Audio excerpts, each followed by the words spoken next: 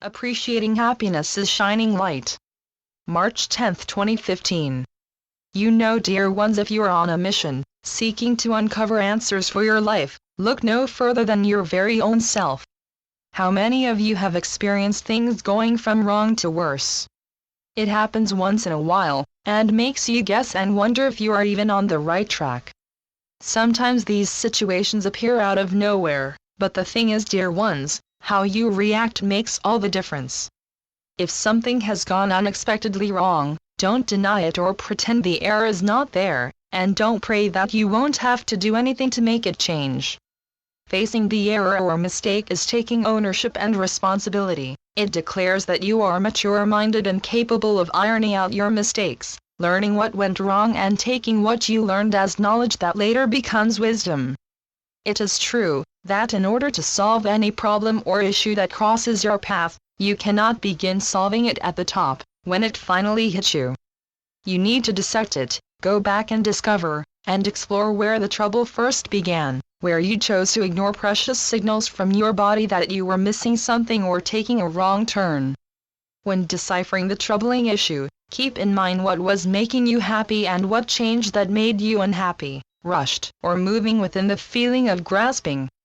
As soon as you are able to recognize what went wrong and where, your perception then changes and you see the troubling situation entirely different and solvable. Unfortunately, there are many dear souls who apply so much frustrated effort to complete a certain task, when what they are doing is not encouraging happiness.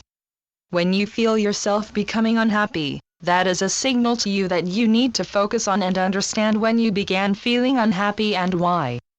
Unless you are feeling completely happy and at peace on the inside, no matter what you are doing, you will feel frustrated, annoyed, and displeased with your efforts, sometimes with the people around you and with life in general.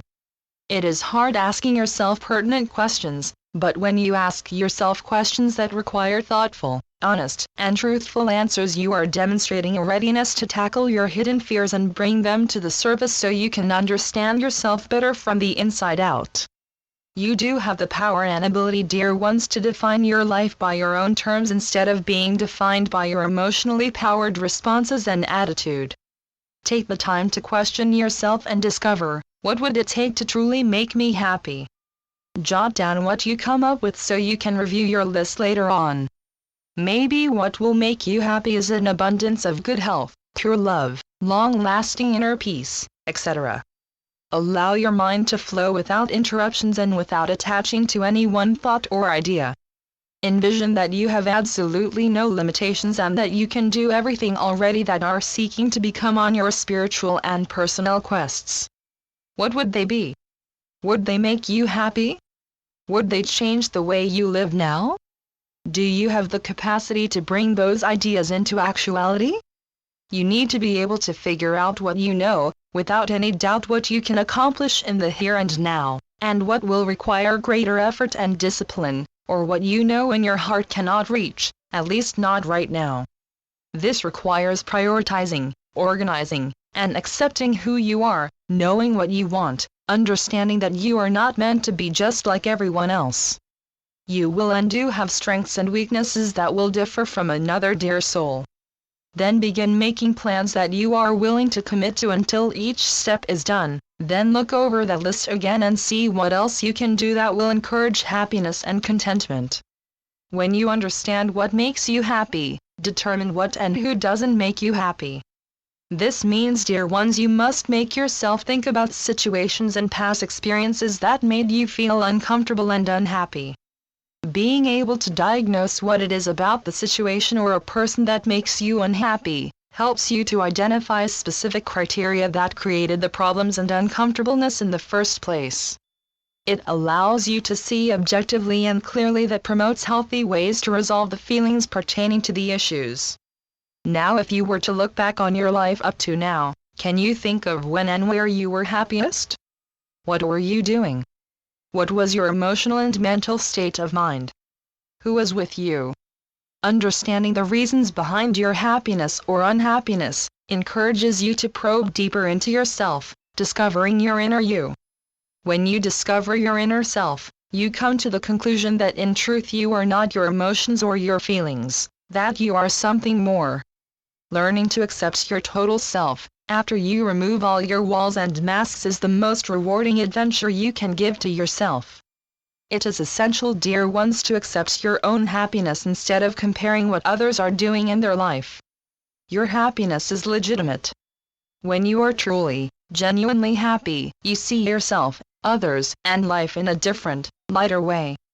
You find your heartfelt wisdom and explore almost greedily with the courage of a lion about to face the unknown. Only you can organize your life, and you do this by going within and discovering what is important and what makes you happy, which provides you with profound foresight on what you need to do to make happiness and peace long-lasting. Once you answer your own questions truthfully and with genuine honesty, then it is up to you and only you, to create goals, paths that will lead you to fulfilling each answer. Don't give yourself a set time on when to achieve any of your goals. Don't rush your steps.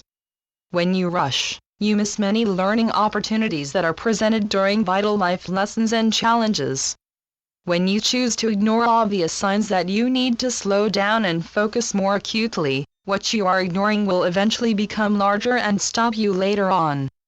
So face those hindrances early on, learn from them and allow them to be your stepping stones on your journey to uncovering more and more genuine happiness, which also brings out more of your true self at every step. We know you moan and groan every time you meet another hurdle in life that you must learn how to go over or around. Instead of complaining, rejoice and embrace every experience. No matter how many negatives you see, there are just as many positives to discover. Without experiencing life's challenging events, you would not be able to truly appreciate happiness when it finally comes shining through. Remember, dear ones, all that you do, all brings you that much closer to what happiness is to you, and the outcome will be your reward. Be optimistic even when things seem to be at their darkest. Don't give up, dear ones. Reach further into yourself and bring forth more of your heart and soul into your effort, and you will find, after all your perseverance and tolerance, happiness and peace of mind will greet you. One of the most important lessons that you may be greeted with in life is understanding the difference of being happy versus being right. What do you want most, to be happy or to be right? If peace is your priority mindset, then being happy will no doubt be your answer. It is up to you, dear ones, to evaluate your goals and choose which ones would make you the happiest and determine which ones would be of the highest of good, and which ones would detract from the highest of good. A lot of thinking and time alone is needed.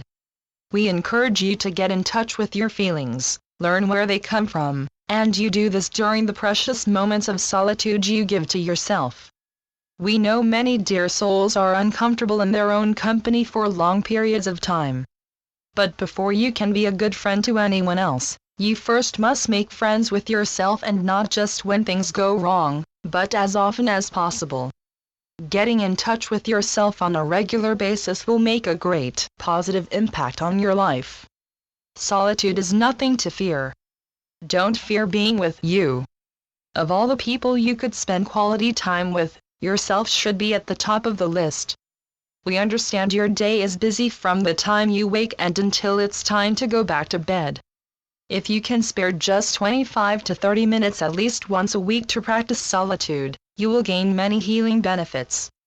Learning to sit without fidgeting can take time. Don't expect this quiet time to be perfect each time. This is where you are allowing yourself to unwind and let all the troubles of your day or week go. Put your mind at rest and persistently sit in quiet, until quiet you become. When you are in solitude, your eyes remain open, but you are still as a statue. There are no drinks, no food, nothing to write with or to read. It is just you and the silence that you are creating. The longer you can hold your solitude moment, the better. The more you relax, the more your mind will flow naturally. Don't make yourself think about any one thing. Allow your mind to flow without you helping it or distracting it. When you are in the flow of solitude, a powerful energy becomes felt throughout your mind and body. It's penetrating, yet healing. You will have this overall feeling that you did your whole self good, and you will begin to reap the benefits of your moments in silent contemplation. It is during these moments of solitude, when your ideas flow on by like the current of a river or stream, that you are able to hear your inner voice. It is your inner voice, dear ones, that will be answering your questions, which is the reason why you must silence the busyness of your mental clutter and allow yourself to be fully quiet. If your mind is busy and distracted, you will be unable to hear what your inner voice is telling you. The more relaxed you become in your solitude, the more aware you will become of the inner voice of your inner person. The answers you seek will come forth with the clarity of fine crystal. You may very well receive more than one answer, and if you relax and quiet yourself further, you just may get the answer that most importantly fits the current situation you may be facing. When the moment of solitude is over, simply rise quietly and set about making those answers a reality. This may mean you must face those situations or problems head-on, or finally taking the first step to ending a habit that you know very well you can live without, or to start in a new, bright direction. Don't disregard those answers that came to you. Remember, they came from the inner voice of your inner person. Listen to what your inner voice has told you and commit to following through each answer, and you will find yourself happier than ever before, simply because you are in tune with your whole self and living purely from your heart. What all this indicates, dear ones, is that you must learn to trust yourself and your inner voice.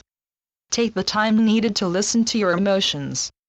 They are not there just so you can rant and rave or for you to become emotionally attached to. They are there to show you there is something within you, something of you that requires your attention. Only you can determine what makes you happy, and when you reach your conclusions, you may very well discover what you thought made you happy wasn't really happiness, just a pretended, misunderstood notion. Happiness can never come from anything external, no matter how bright and shiny an object is. True happiness must come from within you. When you follow your inner voice, you are not going against what is right for you just to fit in with the crowd, you are following your heart. Learning to follow your heart more often requires a different kind of habit, one that comes from developed, attuned listening of your inner self and inner voice. Your inner voice will not steer you in the wrong direction, even if at first it may appear so. Trust, dear ones. For each step you take is a step in the right direction towards fulfilling, peaceful happiness. You will reach every outcome with personal excellence when you are able to listen to your inner self as you make your way through life. And so it is. I am Ascended Master, El Morya, through Julie Miller. SpiritualNetworks.com